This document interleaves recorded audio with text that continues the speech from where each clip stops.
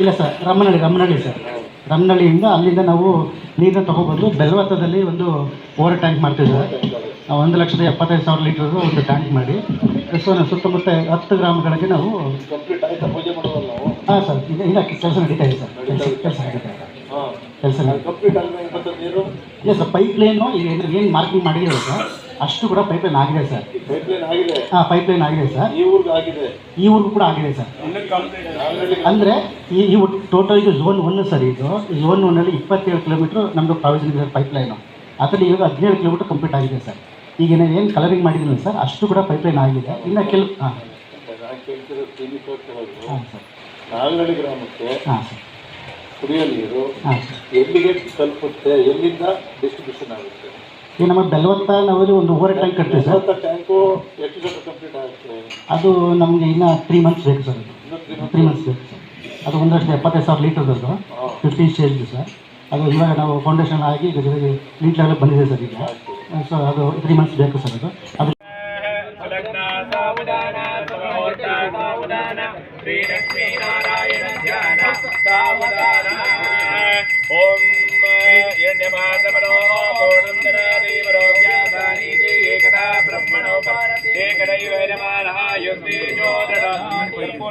ಮೈಸೂರು ಚಾಮುಂಡೇಶ್ವರಿ ಕ್ಷೇತ್ರ ನಾಗನಹಳ್ಳಿ ಗ್ರಾಮ ಪಂಚಾಯಿತಿಯ ವತಿಯಿಂದ ಹಾಗೂ ಅನೇಕ ಮಹಿಳೆಯರಿಗೆ ಹೊಲಿಗೆ ಯಂತ್ರ ವಿತರಣೆ ಮತ್ತು ಲ್ಯಾಪ್ಟಾಪ್ ಹಾಗೂ ಇನ್ನಿತರ ಕಾಮಗಾರಿಗಳಿಗೆ ಚಾಲನೆ ನೀಡಿದ GT ದೇವೇಗೌಡರು ಇದೇ ಸಂದರ್ಭದಲ್ಲಿ ಮಾತನಾಡಿದರು. ಭಾಳ ದಿವಸಗಳಿಂದ ಕಾಮಗಾರಿಗಳು ನಡೆದಿರಲಿಲ್ಲ. ಈಗ 3 ಗ್ರಾಮದ ರಸ್ತೆಗಳು, ಈಗ ಭವನಗಳು, ಅಂಬೇಡ್ಕರ್ ಭವನ, ಫ್ಯಾಕ್ಟ್ರಿ, ಕುಡಿಯುವ ನೀರು ಸಮಸ್ಯೆ, ಸ್ಮಶಾನಗಳ ಎಲ್ಲರೂ ಕೂಡ ಅಧಿಕಾರಿಗಳು ಜೊತೆಗೆ ಬಂದಿದ್ದಾರೆ. ಆಗಿರ್ತಕ್ಕಂಥವನ್ನ ಈಗ ಬುದ್ಧಿ ಪೂಜೆ ಮಾಡಿದ್ದೀವಿ, ಪ್ರಾರಂಭ ಮಾಡಿದ್ದೀವಿ. ಉಳಿದಿರ್ತಕ್ಕಂಥವನ್ನ ಮತ್ತೆ ಸೇರಿಸಿ ಸರ್ಕಾರದಿಂದ ಸಿದ್ಲಿಂಗ್ಪುರ, ನಾಗನಹಳ್ಳಿ ಗ್ರಾಮ ಪಂಚಾಯತಿಗಳು ವ್ಯಾಪ್ತಿಯಲ್ಲಿರ್ತಕ್ಕಂಥ ಏಕಲವ್ಯ ನಗರ, ನಾಗನಹಳ್ಳಿ, ಕಳಸಪಾಡಿ, ಕೆಸರೆ, ರಾಮನಕೆರೆ, ಸಿದ್ಲಿಂಗ್ಪುರ ಈ ಎಲ್ಲ ಗ್ರಾಮಗಳಲ್ಲೂ ಕೂಡ ಅಭಿವೃದ್ಧಿ ಕಾರ್ಯಕ್ರಮಗಳಿಗೆ ಚಾಲನೆ ಕೊಟ್ಟಿದೆ. ಎಷ್ಟು ಕೋಟಿ ವೆಚ್ಚದಲ್ಲಿ ಅನುದಾನ? ಸುಮಾರು ಒಂದು 10 ಕೋಟಿ ಅನುದಾನ ಇವತ್ತು ಬುದ್ಧಿ ಪೂಜೆ ಕಾರ್ಯಕ್ರಮ ಗಲಾಟೆಗಳಿಂದ ಅನುದಾನ ಸಿಗ್ತಾ ಇಲ್ಲ, ಕೊರತೆ ಆಗ್ತದೆ ಅಂತ ಹೇಳ್ತೀವಿ. ಅನುದಾನ ತಂದಿದ್ದೀವಿ, ಸಮರ್ಪಕವಾಗಿ ಸಿಗ್ತಿಲ್ಲ ಸರ್. ಇನ್ನೂ ನಮ್ಮ ಕ್ಷೇತ್ರ ಭಾರಿ ದೊಡ್ಡದು.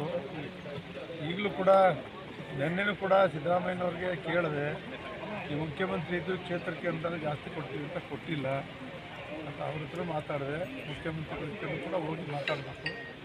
ಮಾಡದೆ ಹೋದರೆ ಈಗ ನೋಡಿ ಅಲ್ಲಿ ಟೀಚರ್ಸ್ ಕಾಲೇಜಲ್ಲಿ ಏನೂ ಆಗಿಲ್ಲ ಅಂತ ಗಲಾಟೆ. ಅಲ್ಲಿ ಕಸ ಹಾಕಬೇಡಿ ಅಂತೇಳಿ ನಾವೆಲ್ಲ ಭಾಳ ಪ್ರಯತ್ನ ಮಾಡಿದ್ರು, ಅವ್ರು ಕೇಳಲಿಲ್ಲ. ಅವರು ವೈಜ್ಞಾನಿಕವಾಗಿ ಮಾಡ್ತೀವಿ, ವಾಸನೆ ಬರೆದಿದ್ದಂಗೆ ಮಾಡ್ತಾಯಿದ್ದೀವಿ ಅಂತೇಳಿ ಯಾರೋ ಒಬ್ಬ ಸಂಘಟನೆ ಹೋರಾಟ ಮಾಡೋದು MLA MP ಗಳು ಮಾಡಲಿಲ್ಲ ಅಂತ ಹೇಳ್ತು. ನಮ್ಮ ಪ್ರಯತ್ನ ಮಾಡಿ ಸ್ಟಾಪ್ ಮಾಡಿಸಿ ಓಡ್ತಿದ್ದೆ. ತಿರುಗಿ ಅವರೆಲ್ಲ ಸರ್ಕಾರದ ಪ್ರೆಷರಿಂದ ಅಲ್ಲೇ ಮಾಡಿದ್ರು. ವೈಜ್ಞಾನಿಕವಾಗಿ ಮಾಡ್ತೀವಿ, ಈಗ ವಾಸನೆ ಬರದೇ ಇದ್ದಂಗೆ ಮಾಡ್ತೀವಿ ಅಂತೇಳಿ ಅವ್ರು ಹೇಳಿದ್ರು. ಪಾಪ ಸುತ್ತ ಇರ್ತಕ್ಕಂಥವ್ರಿಗೆ ಅನಾರೋಗ್ಯ ಸಮಸ್ಯೆಯಿಂದ ಪಾಪ ಗಲಾಟೆ ಮಾಡ್ತಾರೆ, ಅವ್ರದ್ದೇನು ತಪ್ಪಿಲ್ಲ. ಈ ರೀತಿ ಕುಡಿಯೋ ನೀರು, ಉಂಡುವಾಡಿ ಕುಡಿಯೋ ನೀರಿನ ಯೋಜನೆ ನಾನು ಮಂತ್ರಿಯಾಗಿದ್ದಾಗ ಮಾಡಿಸಿದ್ದೀನಿ. ಅದು ಇನ್ನೂ ಬರಲಿಕ್ಕೆ ಒಂದು 6 ತಿಂಗಳು ಇಡೀ ಕ್ಷೇತ್ರಕ್ಕೆ 24 ಕುಡಿಯೋ ನೀರು ಬರ್ತಾಯಿದೆ. ಮೊದಲು ಎಲ್ಲ ರಸ್ತೆಗಳು ಮಾಡಿಸಿದ್ದೆ ಹಳ್ಳಿಗಳಲ್ಲಿ. ರಸ್ತೆಗಳು ಮತ್ತು ವಾಟ್ರು UGD ಅವರೆಲ್ಲ ಅವಿದ್ಬಿಟ್ಟಿದ್ದಾರೆ, ಮತ್ತೆ ರಸ್ತೆಗಳು ಹಾಳಾಗಿದೆ.